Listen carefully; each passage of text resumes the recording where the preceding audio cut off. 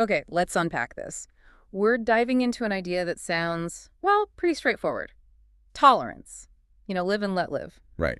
Simple enough on the surface. Right. But what if being too tolerant, like completely without limits, Mm-hmm. what if that actually leads to tolerance disappearing altogether? Exactly. That's the paradox, isn't it? The paradox of tolerance. It's one of Yeah. those things, once you hear it, you kind of see it everywhere. Mm-hmm.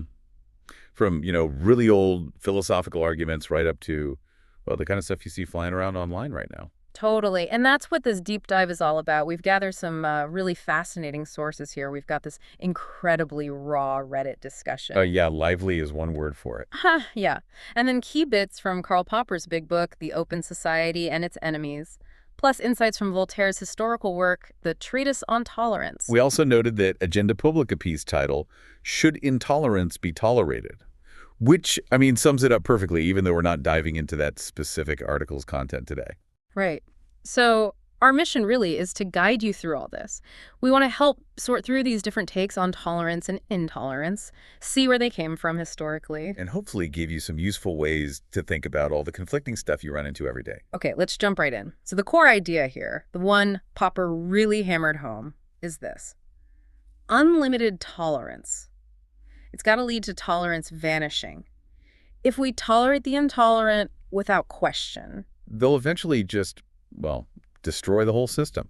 Popper was pretty blunt about it. He said, in the name of tolerance, we should claim the right not to tolerate the intolerant. it really makes you stop and think, doesn't it? Just tolerating everything might actually undermine the very thing you value. And you can see why that idea hits home for a lot of people today, especially when you talk about groups or ideas seen as, actively harmful. Absolutely. And that Reddit thread, man, it just explodes with this tension. It's raw, emotional. People bringing up things like the Rwandan genocide to talk about open animosity. Yeah, really heavy examples. But then you also get these sharp critiques aimed the other way. Like that comment, it always amuses me how much you people resemble what you claim to despise. Right. That lack of self-awareness jab. Basically asking, aren't you becoming intolerant by trying to shut down intolerance? It gets complicated fast. It gets really specific, too. People dive into the whole free speech debate.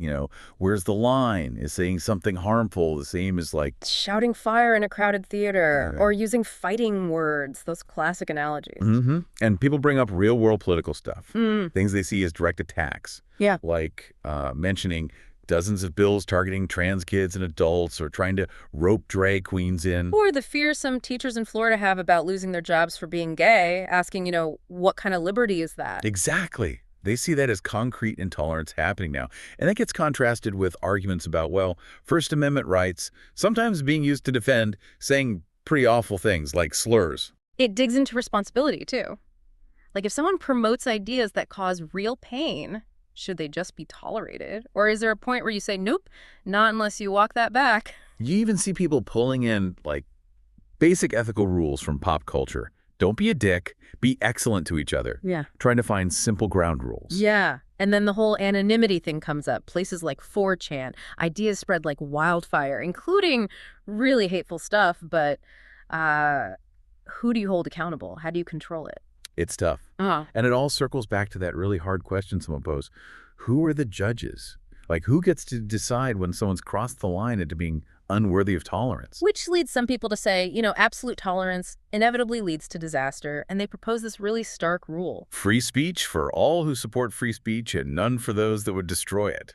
It's a hard line. Definitely. And it wasn't just one-sided criticism either. People also brought up examples where institutions often seen as liberal, like Oberlin or Stanford or Berkeley. Right, citing specific cases like Oberlin versus Gibson's Bakery, or issues with speech codes, suggesting maybe they weren't being tolerant in those situations or were suppressing certain views.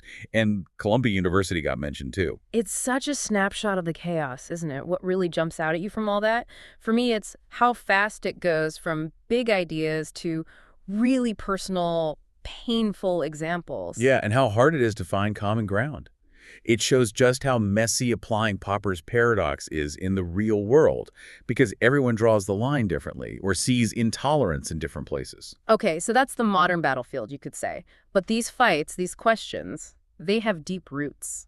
Absolutely. And that's where Karl Popper's bigger work, The Open Society and Its Enemies, is so crucial. He lived through totalitarianism, and he was trying to figure out, philosophically, how societies end up suppressing freedom. And he pointed a finger at something called historicism. Yeah, historicism, basically the idea that history follows predictable laws, like science, and we can sort of prophesy where it's all going. Okay. And why did Popper see that as a problem? Well, he argued it kind of lets humanity off the hook. If history is just unfolding inevitably, then our choices, our responsibility, they don't matter as much. It suggests the future isn't up to us. Ah, right. Instead of us making the future, we're just passengers on this predetermined ride. Exactly. And he saw this thinking in various places. Ancient ideas like the doctrine of the chosen people, but also, more modern stuff like racial theories, fascism on one side, and Marxist philosophy on the other. Believing history is on your side can justify almost anything. So with that critique in mind, Popper looks back at Plato, one of the biggest names in philosophy. Right. And Popper's reading of Plato is pretty critical. Yeah. He sees Plato as arguing for a closed society, one that resists change, relies on rigid control, not open debate. So Plato wasn't exactly a fan of democracy then. Not according to Popper. Plato apparently believed most men are wicked and thought society should be run by a small, wise elite. His ideal state was static. Change was mostly seen as like decay. And the structure was very rigid. Super rigid. Basically castes. Rulers, warriors, workers, and strict rules, no mixing. Popper argues Plato saw the ruled masses almost like an inferior race. Wow. And Plato's idea of justice wasn't about equality. Nope. For Plato, justice meant everyone sticking to their assigned role in this hierarchy. Popper calls it totalitarian class rule. Plato was apparently pretty skeptical of equality. So the state comes first, the individual, not so much. That's Popper's argument. He says Plato equates individualism with just being selfish as a way to boost collectivism. The individual, especially one who asks awkward questions, is a threat. Morality becomes about what's good for the state, political hygiene, Popper calls it. The state itself can't really be unjust in that view. That sounds really different from Socrates. Totally different. Popper holds up Socrates as the opposite, the champion of the individual, the guy who believes it's worse to do wrong than to suffer it. Okay, so this leads Popper to contrast the closed society with the open society. Exactly. The closed society is tribal, rigid, based on unquestioned taboos. The open society is where individuals have to make personal choices, where ideas can be questioned, where reason is the guide. But that openness comes with, pressure? Yeah, Popper calls it the strain of civilization. Freedom means responsibility, uncertainty. It's hard work. And sometimes philosophies that offer a return to that closed certainty can seem appealing. And Popper also talked about different ways to change society, like big master plans versus small steps. Right. He contrasted Plato's utopian engineering, aiming for a perfect state based on a blueprint, with what he called piecemeal engineering. That's about tackling specific problems, making small changes, learning as you go. Why did he prefer the small steps? He thought the utopian approach was dangerous. It discourages criticism. I mean, who argues with the perfect plan? And it often needs things like Plato's noble lie. Propaganda, basically, to keep everyone in line and stop change. Popper links this to figures like Critias, who was known for being pretty ruthless. Yeah, so Popper connects these ancient ideas about state control and suppressing individuals directly to the dangers facing an open, tolerant society. He sees Socrates questioning everything as the hero of that open society. Okay, that's a heavy philosophical backdrop from Popper. Now, fast forward quite a bit to Voltaire. He's coming at tolerance from a very different place, right? More historical. Much more historical, yeah. Yeah. And very grounded in the horrors of religious conflict he'd seen or read about. He mentions things like the corruption in the church around the Reformation Pope Alexander VI, Leo X selling indulgences as part of the context for the fanaticism he was arguing against. And his argument for tolerance was super practical, almost commonsensical. Totally. He basically asked rulers, why would you assume people will rebel if you treat them well, just because they rebelled when you treated them badly? It sounds almost absurd when he puts it like that. Yeah. He argues for tolerance because it's just better for everyone, better for the economy. Exactly. Good for business. He talks about land cultivated and enriched, revenue increased, the state more flourishing. It's a pragmatic case. And he uses history to back it up. Loads of examples. He points to times when, say, early Christians like Origen were tolerated even while actively trying to convert people, or how other Christians could sometimes help martyrs without being persecuted themselves. And contrast that with the really brutal stuff. Oh, yeah. The massacres of the Waldensians, Albigensians, St. Bartholomew's Day, the Irish massacres, where people were killed just for belonging to a certain group, no matter who they were. He questions whether religion was always the only reason for ancient persecutions too, suggesting politics often played a role. He also seemed wary of how people twist religious texts. Definitely. He points out how scripture or history gets misused to justify cruelty or prove some obscure point of dogma. He has this great way of showing how silly theological disputes can sound to an outsider. And he brings up Jesus' example. Right.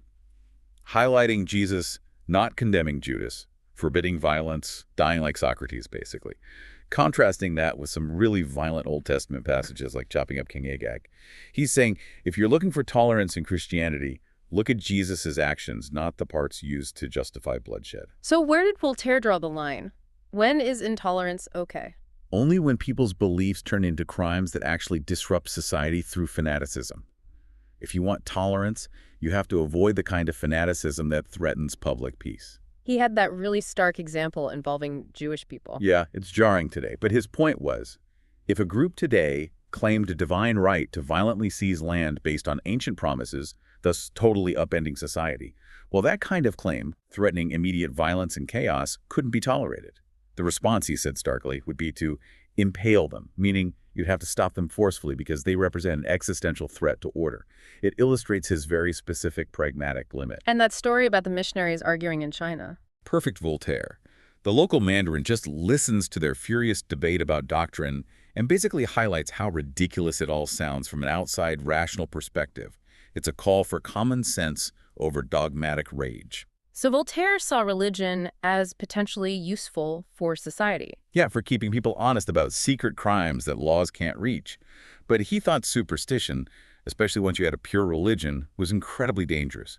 His final plea is really for brotherhood, against tyranny over minds and property. Okay, thinking about Popper's philosophy and Voltaire's history, how does going back to them change how you might see that messy online debate we started with? Well, it adds perspective, right? Understanding Plato's fear of chaos or Voltaire's very practical reasons for tolerance, it gives you different ways to analyze why people argue the way they do today. It's not always just about the surface issue. So let's try to pull these threads together. We've got the modern online arguments, Popper's open versus closed society framework, Plato's controlled state, Voltaire's pragmatism. What are the common challenges that keep popping up? Well, first, just defining intolerance or fanaticism. It's still so subjective, isn't it? One person's firm belief is another's dangerous idea. Yeah, absolutely. And that leads straight to the next problem. Who gets to be the judge? Who decides when tolerance runs out? That's still the million-dollar question. And there's always that tension. How do you protect society, keep things stable, while also protecting individual freedom, especially the freedom to think differently and criticize? And the risk that any powerful idea, philosophy, politics, religion can get twisted, used to justify control, shut down debate, basically become intolerant itself. So we've seen these contrasts, Plato's static world versus Popper's dynamic, maybe messy, open society, grand utopian plans versus fixing problems bit by bit, the state first versus the individual first. And Voltaire's practical does it cause trouble approach versus arguments based purely on abstract rights or principles. How do these different ways of framing the problem help you when you encounter these debates, whether it's online or in the news or even conversations you have yourself? What tools do they give you for thinking critically about claims around tolerance? Maybe understanding the history of these ideas helps make sense of the intensity of the arguments today. Could be. It shows these aren't new fights. They're deep, recurring, human dilemmas. So we've covered a lot of ground, from that Reddit thread back through Popper, Plato, Voltaire. It seems pretty clear there's no simple, neat answer to the paradox of tolerance. It's always going to be debated, tested. Right. And if you take Popper seriously, that the future isn't set in stone, that it really is up to us. And you think about all the historical examples of how things can go wrong, both with too much intolerance and maybe the strain of too much freedom. It kind of leaves you with a big question to ponder, doesn't it? Is this constant wrestling match over tolerance, defining its limits, defending it, is that just part of what it means to live in an open society? And maybe navigating it successfully requires constant effort, constant critical thinking.